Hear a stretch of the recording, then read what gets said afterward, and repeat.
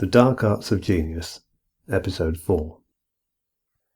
Hello, I'm Robert Jameson, and I'm interested in how we can make the world a better place by unlocking people's potential for intelligent thinking. These podcasts are intended to be useful to anyone who is interested in developing the thinking capabilities that are at the heart of genius. They address what, for many people, is the downright offensive subject of how some people are so much more intelligent than others. If you don't want to take the risk of being offended, then this series is not for you.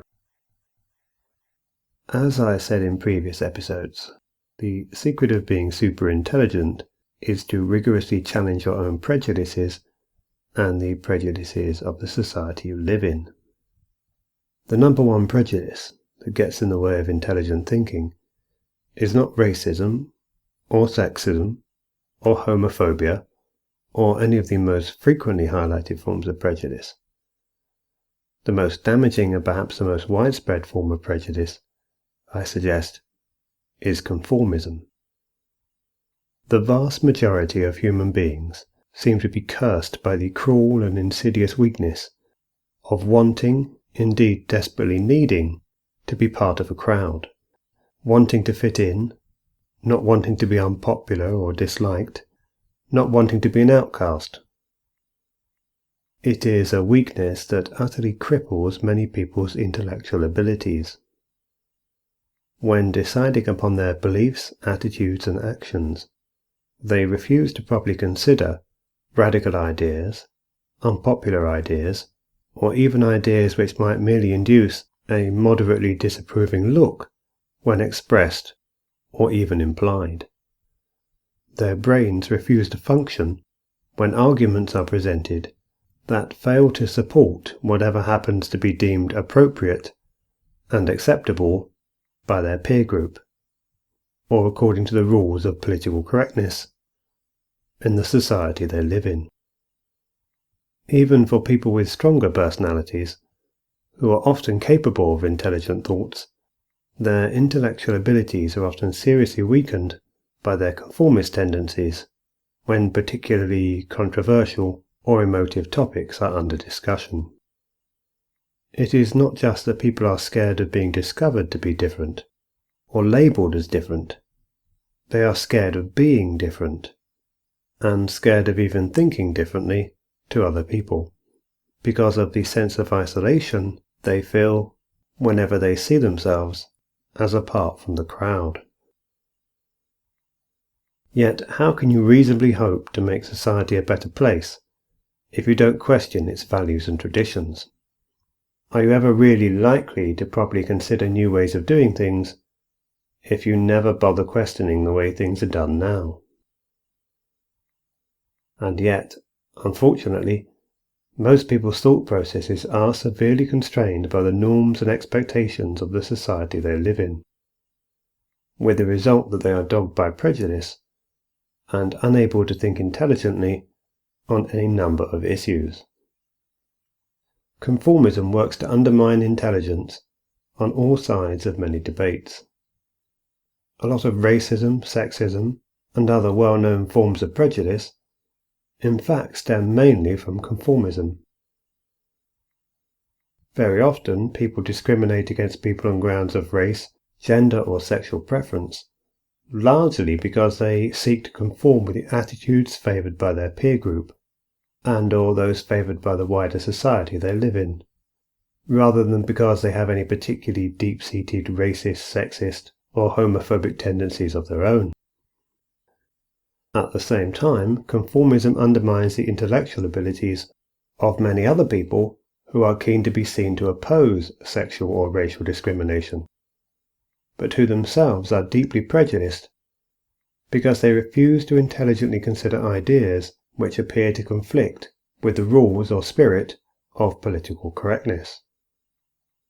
Let's consider a simple example to show how damaging political correctness can be, to illustrate how easily it can undermine people's capacities for thinking intelligently. This example concerns a husband and wife who find themselves at the centre of a major controversy and the subject of legal action because they refused to let a gay couple stay in their guest house. They said they could not let a room to the two men, as doing so would be at odds with their religious convictions. They were taken to court over the issue, and, ultimately, their actions were deemed discriminatory and illegal by the courts. They were fined and saddled with considerable legal fees. But should they have been? Should the state have any right to interfere in such matters, and deny such people the right to decide for themselves who they will and will not accept as guests in their own home? Whilst many people would argue that such discrimination is clearly wrong and should not be allowed, there is a very obvious and rational counter-argument that, no matter what the rights and wrongs of the decision by the guest house owners might be, they should have the right to make their own decisions on such matters, informed by their own particular moral views. It is a simple matter of basic freedoms. If we value freedom, then surely we ought to allow people to live according to their own moral rules, and not force them to abide by a set of moral rules dictated to us all by the state. In a free society, the state is only supposed to be allowed to restrict our freedoms when it is necessary to stop us harming or restricting the freedom of other people. If gay people were so discriminated against that they would be unable to find accommodation anywhere, then state intervention might be justified. But if, having been turned away from one guest house, there are in fact hundreds of other hotels and guest houses in the area perfectly willing to accept their custom, then it is difficult to argue that their freedoms have been taken away. It does seem draconian for the state to intervene in such circumstances and force guest house owners to abide by the moral rules it dictates are the correct ones. This is an issue, however, that lots of people really struggle to deal with rationally and intelligently.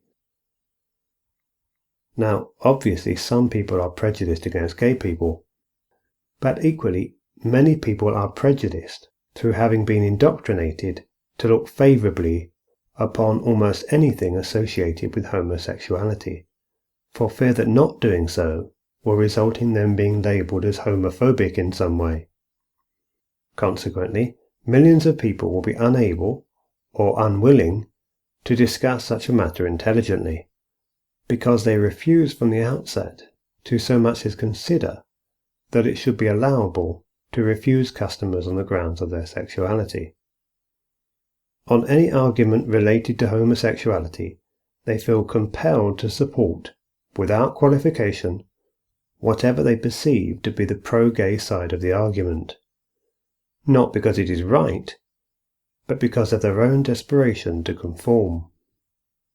Understand that this has nothing to do with whether they are right in their views. It has nothing to do with whether they are right to believe that businesses should never refuse people because they are gay. It has nothing to do with whether they are right to believe that it should be illegal for businesses to turn away customers on account of them being gay.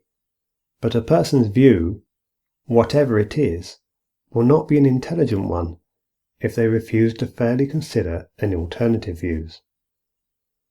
So, we have a reasonably simple issue that is highlighted in the news every now and then, but which millions of people, possibly the majority of the population, are unable or unwilling to consider intelligently, because their minds are closed to any ideas or conclusions that do not seem to fit in with the attitudes they are expected to support and defend.